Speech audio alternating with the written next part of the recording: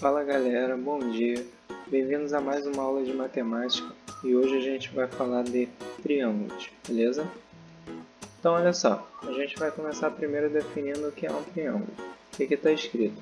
Qualquer polígono com 3 lados, beleza? Ou seja, 3 segmentos consecutivos e não colineares. Vamos lembrar da nossa aulinha. O que são segmentos consecutivos? São segmentos de reta que vêm um após o outro, beleza? Sem deixar espaço entre eles. E não colineares, ou seja, 3 segmentos consecutivos e que não estão na mesma reta, não estão na mesma linha, beleza? Essa é a condição para ser um triângulo, tranquilo? A gente tem os elementos de um triângulo. Quais são esses elementos? A gente tem vértices, a gente tem lados, a gente tem ângulos internos, ângulos externos. Então a gente vai escrever cada um deles. E como a gente faz essa notação? Sempre que a gente for escrever os lados de um triângulo, então por exemplo, se eu quiser escrever esse lado aqui, esse lado a gente escreve como lado AC. Então a gente vai botar AC e vai botar uma barrinha em cima, beleza? Esse lado aqui, esse lado é o lado BC, então a gente escreve BC e também bota uma barrinha em cima. Poderia ser CB também, não tem problema. E o último, que é o BA, também com uma barrinha em cima. Os vértices, basta simplesmente a gente botar as letras. Então os vértices desse triângulo são os vértices A, B e C. Beleza? Uma coisa interessante sobre os triângulos, eles não têm diagonais. Lembrando que diagonais é aquilo que vai de um vértice até o outro. Porém aqui, se a gente for traçar alguma diagonal, percebe que vai coincidir com o lado. Portanto, para o triângulo a gente tem 0 diagonais. Beleza? Então não tem. Ângulos internos. E aí como que a gente vai fazer para escrever os ângulos internos? A gente tem duas formas. A gente pode representar assim como está na nossa figura. Então, por exemplo, a gente pode escrever um A minúsculo com um tiozinho, com um circunflexo, no caso. A gente pode escrever o B minúsculo, também com circunflexo. A gente pode escrever o C minúsculo, também com circunflexo. Tem outra forma de escrever, Guilherme? Tem sim. Qual é a outra forma? Por exemplo, se eu quiser escrever o meu ângulo B aqui, percebe que o ângulo B ele é formado pelos segmentos AB e BC. Beleza?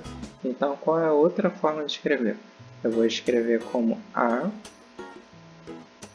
B, C, com o acento circunflexo onde está o meu ângulo, ou seja, no meu vértice aqui. Beleza? Da mesma forma, se eu quiser escrever o ângulo A, o ângulo A ele é formado pelos segmentos AB e AC. Então, eu vou escrever B, A, C. E o acento circunflexo vai onde está o meu ângulo. O outro seria da mesma forma. Então, o C aqui seria A, C, B. E o acento circunflexo vai no meu C. Tranquilo? Ângulos externos. Ângulos externos é bem semelhante. Então eu posso escrever ou a letra minúscula, como está sendo representado aqui, com acento circunflexo,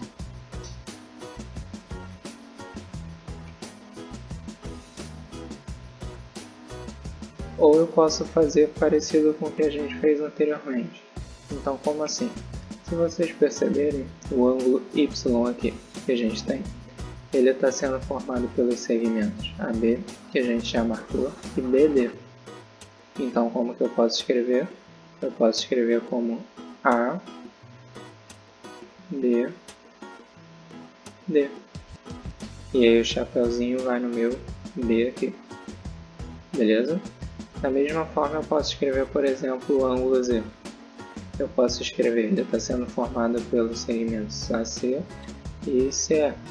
Então, eu posso escrever como A, C, é um acento circunflexo indo no meu C aqui, beleza?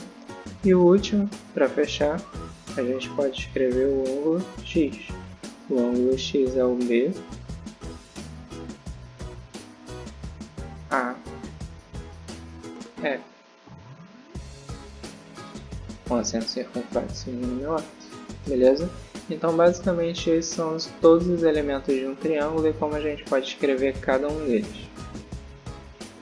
Qual é a condição de existência de um triângulo? Como que eu vejo, dado 3 segmentos, se é possível formar um triângulo? Então, por exemplo, aqui eu escolho um lado do triângulo, por exemplo, 7. Se eu somar os outros dois lados, 5 e 8, a gente vai ter o seguinte, que 5 mais 8 é igual a 13, e 13 é maior do que 7. Então a primeira condição é essa, quando eu somo os outros dois lados, essa soma tem que dar maior do que o lado que a gente escolheu, beleza? Da mesma forma, se a gente subtrair os dois, então 8 menos 5, isso vai dar 3, e 3 é menor do que 7. Então essa é a segunda condição, quando eu subtrair os dois lados, tem que dar menor do que o que eu escolhi, beleza? Eu tenho que fazer isso para todos os lados. Então, por exemplo, para o 5, eu vou pegar 5. Eu vou pegar 7 mais 8. E 7 mais 8 vai dar 15. E 15 é maior do que 5. Da mesma forma, se eu fizer 8 menos 7, isso vai dar 1. E 1 é menor do que 5. Agora pegando o terceiro lado, que é 8. Se eu pegar 7 e somar com 5, vai dar 13. E 13 é maior do que 8. Da mesma forma, se eu pegar 7 e subtrair 5, isso vai dar 2. E 2 é menor do que 8. Então, quando eu fizer para os 3, eu consigo mostrar que esse triângulo existe, beleza? A partir dos 3 segmentos.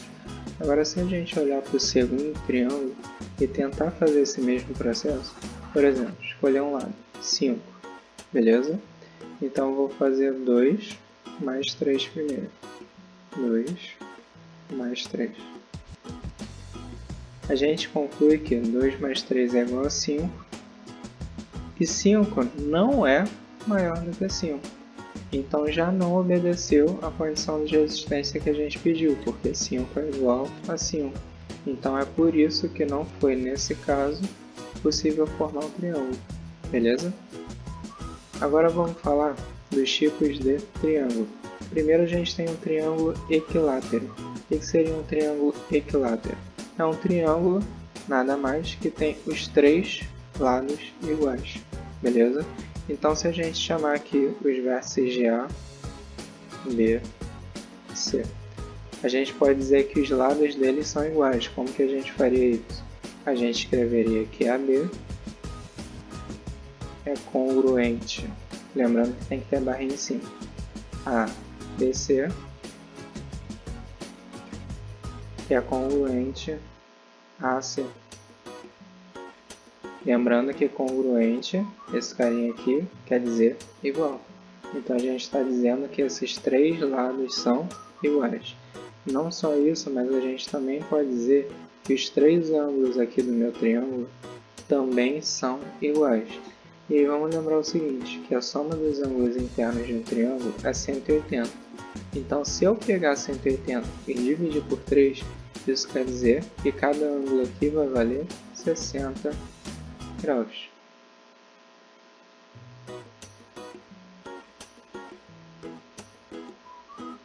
Beleza? O segundo caso que a gente tem é do triângulo isósceles. O triângulo isósceles não é tão diferente, só que ele no caso tem dois lados que são iguais e um lado que é diferente. Beleza? Da mesma forma, ele também vai ter 2 ângulos que são iguais e o outro ângulo que é diferente, beleza? Quando a gente vai para o triângulo escaleno, aí a gente já entra no caso de um triângulo que tem seus 3 lados diferentes e, por consequência, ele também tem seus 3 ângulos diferentes. Tranquilo? Então, só relembrando, equilátero, 3 lados iguais, 3 ângulos iguais. Triângulo isósceles, 2 ângulos iguais, 2 lados iguais e um diferente. Triângulo escaleno, 3 lados diferentes e, por consequência, 3 ângulos também diferentes. Agora a classificação quanto aos ângulos, beleza? Então, esse primeiro triângulo aqui, a gente chama de triângulo acutângulo, tá? Acutângulo.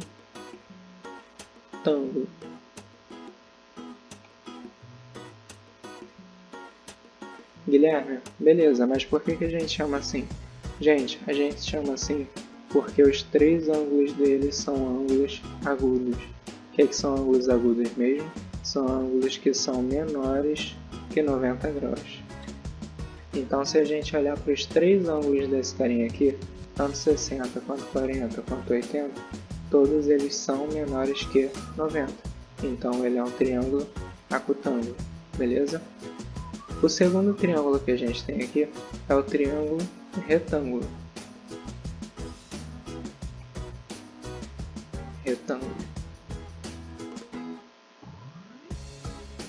Então, por que a gente pode classificar ele como um triângulo retângulo?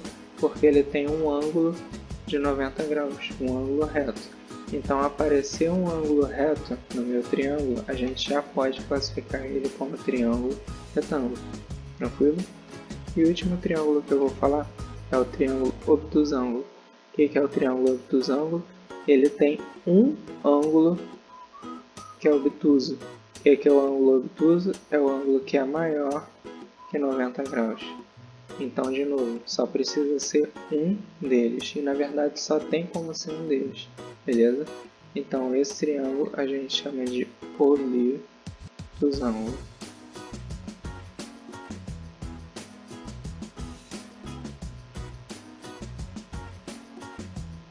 Tranquilo? E agora vamos para algumas curiosidades, tá? A nossa matéria principal era aquela, agora a gente vai só falar de algumas coisinhas extras. Então, sempre que a gente falar de um triângulo retângulo, a gente tem um carinha que está de frente para o ângulo de 90. A gente sempre chama esse carinha que está de frente para o ângulo de 90 de hipotenusa. E os outros dois a gente chama de cateto. Isso quando a gente estiver falando do triângulo retângulo, que é o triângulo que tem um ângulo de 90 graus. Beleza? Aí a gente tem uma formulazinha muito importante na matemática que a gente já vai ver daqui a pouco, que é a fórmula de Pitágoras, tranquilo? É uma fórmula muito importante que afirma o seguinte: quando eu tenho um triângulo retângulo, que é o meu caso aqui, ele fala que o quadrado da minha hipotenusa é igual à soma do quadrado dos dois catetos. Então, quando eu somo esses dois carinhas ao quadrado, dá a minha hipotenusa ao quadrado. Beleza? É só uma curiosidade, cara. Agora, só aprofundando um pouquinho. Vamos lembrar como é que a gente calcula a área de um triângulo, tá? Então, a gente calcula a área de um triângulo fazendo a área igual a base vezes a altura sobre 2. Então, se a minha base aqui, por exemplo, fosse 4 e a minha altura fosse 6, então a minha área seria calculada como 4 vezes 6 dividido por 2. 4 vezes 6 a gente sabe que é 24, dividido por 2, isso vai dar 12. Tranquilo? A gente tem como calcular a área de algumas figuras a partir da área do retângulo. Como assim, Guilherme? Se a gente, por exemplo, dividir esse quadradinho aqui em dois triângulos, que é o caso, esse primeiro triângulo e o segundo triângulo, a gente pode concluir o seguinte: qual é a base do nosso triângulo aqui? A base do nosso triângulo é L, e a altura também é L. E eu tenho dois triângulos. Então eu posso fazer 2 vezes L, que é a base, vezes L, que é a altura, dividido por 2. A gente pode cancelar 2 com 2, vai sobrar só o que?